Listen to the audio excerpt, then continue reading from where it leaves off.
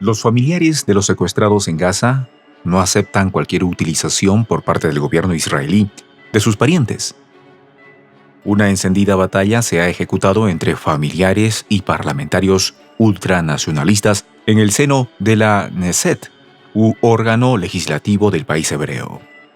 La batalla fue campal, utilizando maquiavélicamente el presunto rescate de los ciudadanos retenidos en la Franja Palestina. El régimen del país de la Estrella de David planea ejecutar una limpieza étnica, eliminando todos los obstáculos a su política colonial. Para ello, también le sirven sus propios ciudadanos. Sin embargo, los parientes de los secuestrados han dicho: no lo permitiremos. Los detalles a continuación.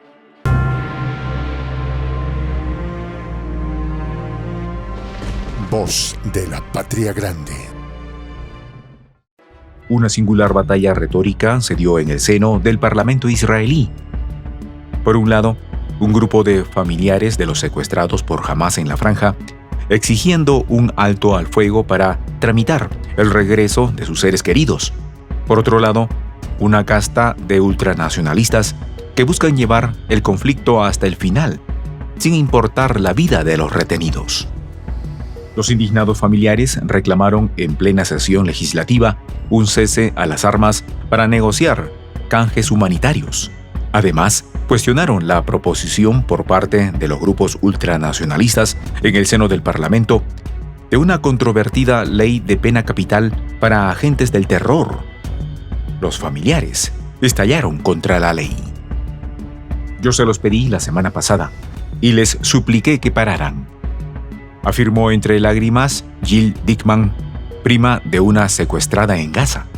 La dama recordó que la aprobación de la pena capital en el país por delitos de promoción del terror, aplicable al movimiento palestino solamente, pone en riesgo a los familiares bajo control de esa organización. Les rogué que no utilizaran nuestro sufrimiento para provecho propio, sentenció la indignada dama.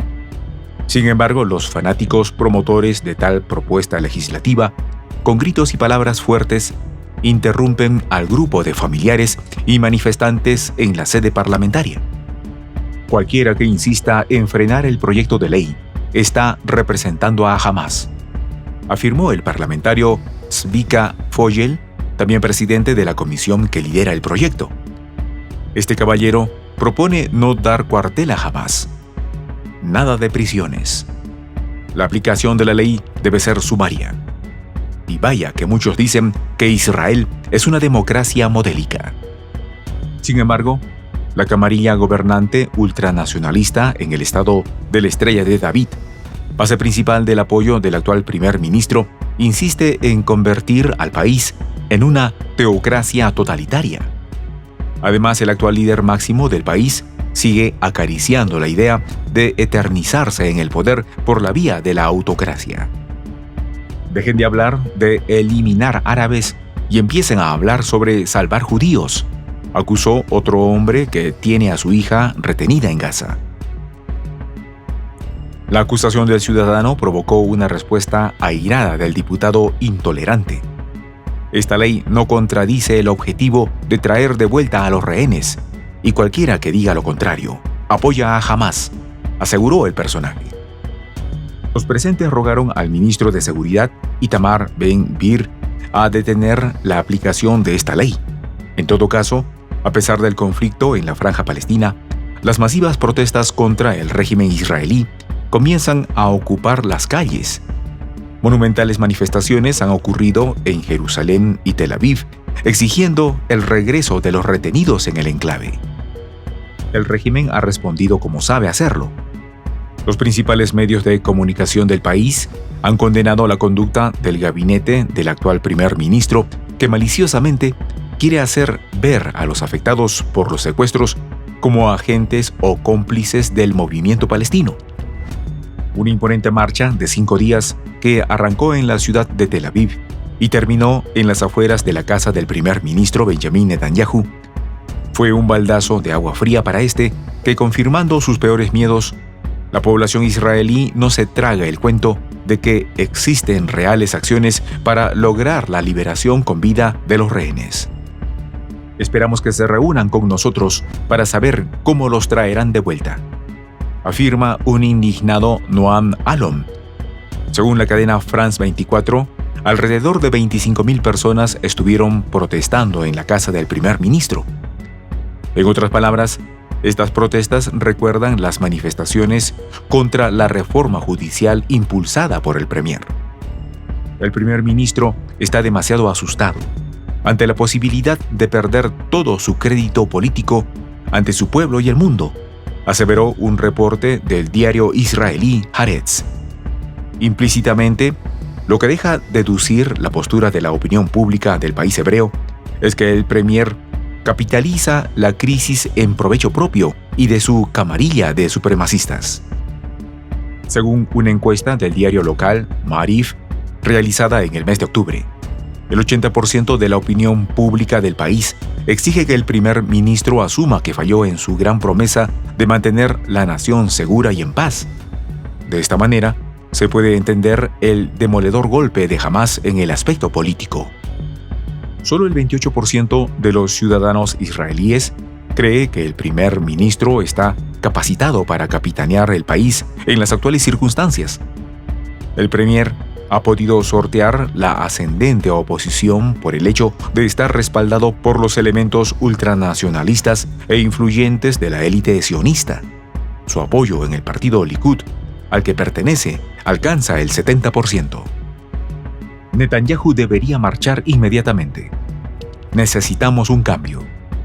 Netanyahu no puede seguir como primer ministro, recalcó con energía el principal líder de la oposición al premier Yair Lapid.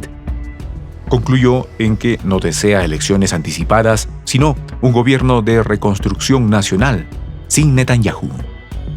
Entretanto, la presión comienza a hacer efecto. Los puntos pendientes de cara a un acuerdo son puramente prácticos y logísticos, reveló el primer ministro de Qatar, Mohammed bin Al Thani. El dirigente aseguró en rueda de prensa conjunta con Josep Borrell que un alto al fuego temporal tiene por primera vez asidero real. Según lo pactado en territorio catarí, nación que intermedia entre Israel y Hamás, este 24 de noviembre entró en vigor el canje de prisioneros. Según lo confirmado, 50 rehenes, mujeres y niños serán canjeados por 150 ciudadanos palestinos presos sin fórmula de juicio en cárceles israelíes. Además, la pausa humanitaria durará 4 días con posibles prórrogas. La presión que ejercen los ciudadanos israelíes sobre el primer ministro y las distintas instituciones del país, en parte, alivian la situación de los ciudadanos palestinos. Dentro de las cláusulas de la pausa están contempladas la entrada de combustible, alimentos y medicinas para los ciudadanos palestinos en el enclave.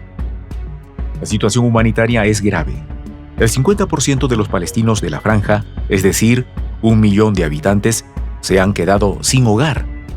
Las cifras de fallecidos han llegado a 13 según fuentes palestinas. Los heridos alcanzan 30.000 y en algunos puntos la situación de la población es de sobrevivencia. El presidente de los Estados Unidos, Joe Biden, aseguró que su país está en contacto permanente con sus aliados de Egipto y Qatar con la posibilidad de alcanzar una prórroga superior a los 4 días acordados, cuestión que, según él, serviría para que ingresara más ayuda humanitaria a Gaza e intentar liberar a los otros restantes rehenes. Pero el Estado perro rabioso no entiende de otras maneras. Aquellos que agredan o ataquen al Estado deben ser llevados a la silla eléctrica, afirmó Ben-Gvir. Defendió con uñas y dientes la necesidad de aplicar la pena capital a quien ose resistir los atropellos de los supremacistas. Por supuesto, jamás el Estado colonial necesitó una ley para expulsar y eliminar a los ciudadanos palestinos. Sin embargo, el empeño de aprovechar la actual crisis para imponer una limpieza étnica por parte del actual premier los ha enceguecido. En efecto, han dejado a los rehenes a un lado. Lamentablemente, los importantes logros de los poderosos combates en las profundidades de la franja cobran un alto precio. Estamos preparados y listos para una campaña larga y compleja que requiere coraje, determinación y perseverancia, aseveró el ministro de Defensa del país hebreo, Yoav Gallant.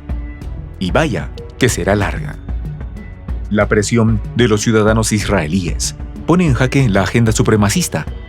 Más allá de la actual situación, los ciudadanos hebreos quieren deshacerse de dos problemas, Hamás y Netanyahu. En el caso del primer ministro, queda demostrado, luego de la crisis, rendirá cuentas ante un país que lo quiere a él y a su camarilla fuera del gobierno. Soy el J, Juan José del Castillo, director del canal Prensa Alternativa. Si quieres ser parte de la comunidad de la Patria Grande, suscríbete a nuestro canal. Si es que quieres que te lleguen las notificaciones cada vez que subimos un video, activa la campanita. Si quieres apoyar a nuestro canal económicamente, puedes hacerlo a través de PayPal. El enlace está en la descripción del video. A nombre del equipo de Prensa Alternativa, me despido con esta expresión en el quechua milenario, Tupananchis Kama, cuya traducción es hasta volvernos a encontrar.